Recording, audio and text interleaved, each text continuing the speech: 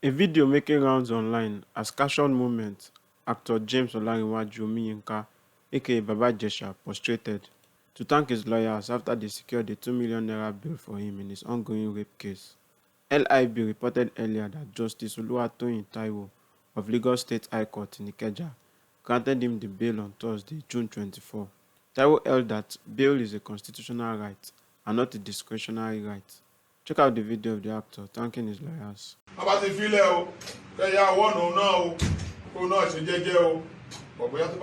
or two advisors. Joko. Desha.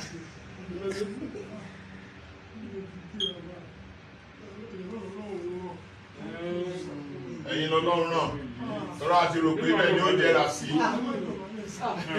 ẹ ṣe kan sà lórúkọ gbogbo wa àti ilé èdè jàdà.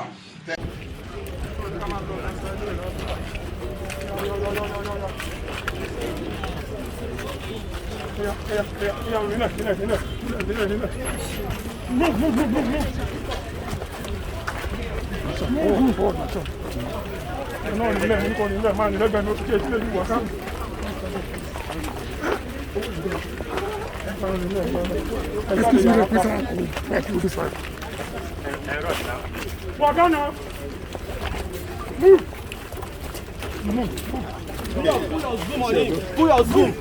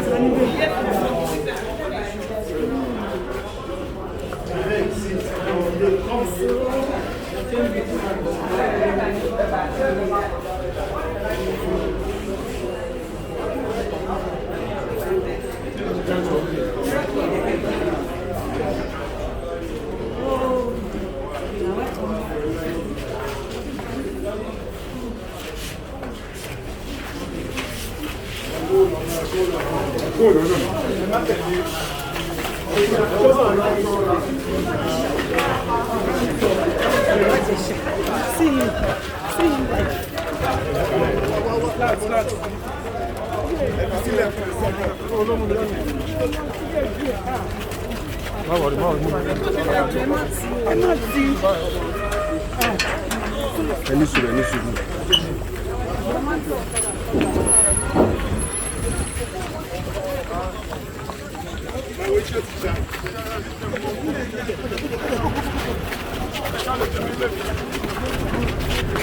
like it's telling him.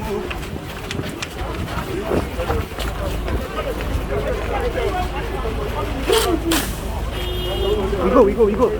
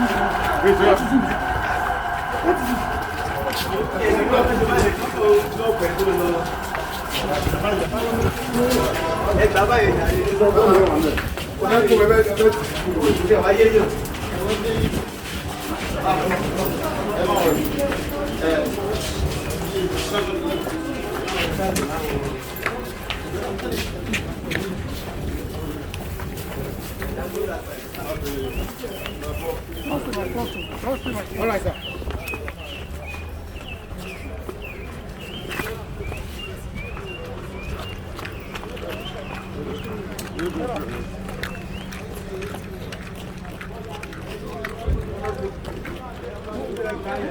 Okay, good.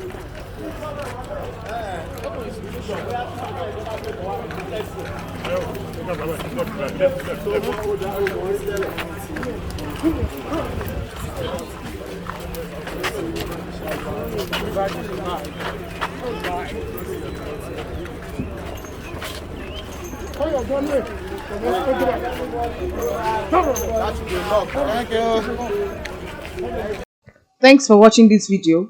Please don't forget to click on the subscribe button. Kindly comment and share. We drop new videos daily. Thank you.